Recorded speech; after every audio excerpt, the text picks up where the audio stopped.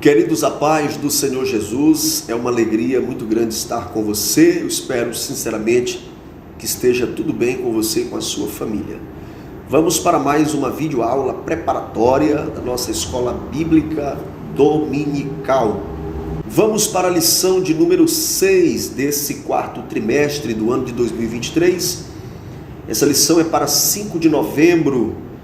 E o tema da nossa lição de hoje é orando, contribuindo e fazendo missões.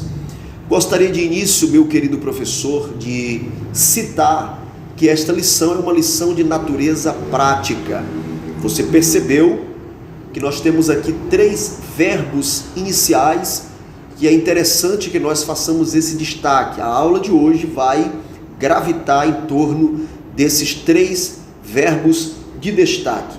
Primeiro, o verbo orar. Segundo, o verbo contribuir. E em terceiro lugar, o verbo fazer. Então vamos para o nosso texto áureo. Hoje está em Isaías capítulo 6, versículo 8. O texto diz: Depois disso ouvi a voz do Senhor que dizia: A quem enviarei e quem há de ir por nós? Então disse eu: Eis-me aqui, envia-me a mim. Vamos também para a verdade prática. Nem todos são chamados para ir ao campo missionário, mas todos têm a responsabilidade de orar e contribuir com essa obra. Meu digno professor, não esqueça os objetivos da lição. É importante que a sua aula seja pré-estabelecida com base nesses objetivos. Existe um plano de aula na página 41, nessa lição de número 6, e nesse plano de aula existe, aí no segundo tópico, a apresentação dos objetivos. O primeiro objetivo é expressar a importância da oração pela causa de missões. O segundo é pontuar a bênção de contribuir para missões. E em terceiro lugar, refletir a respeito da vocação. Conforme iniciei, é uma aula de natureza prática.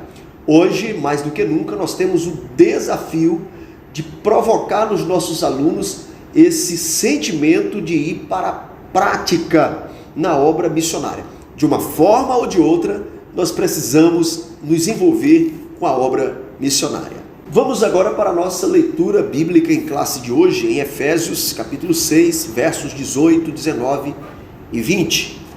O texto nos diz: Orando em todo tempo, com toda oração e súplica no Espírito, e vigiando nisso com toda perseverança e súplica, por todos os santos e por mim, para que me seja dada no abrir da minha boca a palavra com confiança para fazer notório o mistério do Evangelho, pelo qual sou embaixador em cadeias, para que possa falar dele livremente como me convém falar. Queridos, vamos para a aula de hoje, tópico de número 1, orando pela causa de missões. Queridos, olhando para a leitura bíblica em classe de hoje, nós vemos aí o apóstolo Paulo, indiscutivelmente um teólogo, um missionário, um fervoroso obreiro de Deus, um bandeirante na expansão do Evangelho no século I da história do cristianismo.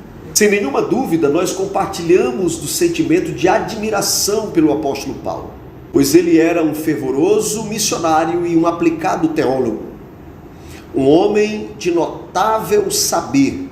O apóstolo Paulo falava hebraico, falava aramaico, o apóstolo Paulo era fluente no grego e também falava latim. Um homem de uma capacidade administrativa muito admirável, um homem de uma resiliência muito admirável também. Mas você percebeu que esse homem, com tanto preparo, com tanta competência, não dispensou a oração. E esse texto da leitura bíblica em classe, Efésios capítulo 6, versículo 18, versículo de número 20, onde o apóstolo Paulo estimula os cristãos a orarem, não é o único texto nas cartas de Paulo aonde ele faz menção à oração. E não é uma simples menção. Não se trata apenas de uma recomendação. Nós temos aqui um pedido de oração. O apóstolo Paulo está pedindo que os crentes também intercedam em favor dele, para que seja dado a ele, no abrir da sua boca, a palavra com confiança, para fazer notório a verdade do Evangelho àqueles que precisavam ouvir a mensagem. Como disse que o texto de Efésios não é o único texto onde o apóstolo Paulo faz um pedido de oração, quero me reportar a Colossenses, capítulo de número 4, versículo 2 a seguir. Paulo diz assim: perseverai em oração, velando nela com ação de graças, orando também juntamente por nós, para que Deus nos abra a porta da palavra, a fim de falarmos do mistério de Cristo, pelo qual estou também preso, para que o manifeste como me convém falar. Queridos, nós temos muitos teólogos, mestres, pregadores aplicados, mas nenhum preparo acadêmico, intelectual, nenhuma competência presente em nossa biografia deve ser motivo para que nós, de forma jactanciosa, venhamos dispensar o recurso da oração. Precisamos buscar a Deus em oração, precisamos voltar à prática de pedir oração. O apóstolo Paulo não vê isso como uma fraqueza. Ele pediu oração em Efésios 6, ele pede oração em Colossenses capítulo 4, e ele diz aqui para que seja manifesto a ele a forma correta de falar. Ele diz, para que o manifeste como me convém falar. O apóstolo Paulo, com tantas formações, um homem de uma competência indiscutível, conforme eu já citei, mas ele se sente inapto para pregar sem o auxílio da oração. O primeiro verbo de destaque desta lição de hoje é orar. Precisamos nos envolver com oração. Precisamos ter movimentos de oração para termos segurança no trabalho missionário. A oração, como disse o pregador John Wesley, no ano de 1879. John Wesley pregou uma mensagem com o tema As Causas da Ineficiência do Cristianismo. E dentro daquela pregação, John Wesley disse que a prática da oração se assemelha à respiração de todo ser humano. Ele disse naquela ocasião que a oração é o oxigênio da alma. Existem muitos pregadores que podem ter preparo acadêmico, que podem ser intelectuais, que podem ter posição social, mas muitas das vezes, queridos, infelizmente, a alma de muitos está asfixiada porque não tem oração. E a oração permite que haja o fluxo da graça de Deus em nossas vidas. Eu tenho feito menção nas aulas anteriores do livro Missões Urbanas, que nós tivemos a graça de Deus de escrever, e eu estou disponibilizando aí os nossos contatos. Você que queira adquirir um exemplar desse material, você pode estar nos solicitando. Nós temos um capítulo, inclusive, voltado para a batalha espiritual no contexto de missões urbanas. E na página 53, nós temos um assunto extraordinário com o tema Vencendo através da oração. Queridos, os missionários são expostos aos mais terríveis problemas. Nós temos ataques externos, ataques internos, problemas com novos convertidos, com pessoas mais antigas na igreja. Se não tiver uma atmosfera de oração, tanto a respeito de quem está no campo, como da igreja que envia, certamente o fracasso fará parte da história deste obreiro. Precisamos nos envolver com a prática da oração, oração perseverante, para que haja sucesso, para que haja avivamento, para que haja manifestação de Deus na prática da evangelização. Tópico de número 2, contribuindo para missões. O comentarista de nossa lição teve o cuidado de elencar pelo menos 5 referências bíblicas. Ele teve o cuidado de elencar essas referências como fundamento para o fator contribuição, um fator que sofre uma rejeição, uma resistência muito grande. Nós recomendamos que as igrejas trabalhem com transparência, porque a transparência ajuda, motiva o crente a contribuir. Todavia, nós precisamos nos despertar para a contribuição, precisamos investir na obra missionária. O que eu acho interessante é que o pastor Wagner Gabi associou a contribuição fazendo referência a Mateus 6:20. a respeito do cristão a juntar tesouros no céu. O pastor Wagner Gabi, ele faz essa aplicação dizendo que aquele que investe na obra missionária, que oferta na sua igreja, que dizima na sua igreja, esse cristão, ele está juntando tesouros no céu. Lembra daqueles obreiros, daqueles valentes que foram buscar água, quando Davi, na caverna de Adulão, ele disse: quem me dera beber da água do poço de Belém? E alguns valentes foram até aquele poço arriscando a sua vida. Esses valentes, eles representam de certa forma um missionário, que às vezes vai ao campo missionário atender a sede do nosso rei, porque Jesus está com sede de almas. Quando Jesus chegou ali, naquele poço, e encontrou a mulher samaritana, Jesus pediu água. Você percebe que Jesus começa a tratar a respeito da vida daquela mulher, porque a sede do rei era da alma daquela mulher. Ele queria ganhar aquela alma. E hoje esse rei, o rei Jesus, continua com sede. Ele deseja ganhar as almas. E eu e você, assim como os valentes de Davi, nós precisamos ir ao campo missionário. Quando aqueles homens chegaram no poço, um deles desceu provavelmente e os outros seguraram a corda. Isso era comum naquela época. Você que contribui, você está segurando a corda. Você não pode soltar essa corda. Você está segurando a corda para que o missionário vá ao campo e ele consiga buscar as almas. Porque o rei que nos enviou ao campo tem sede pela salvação das almas.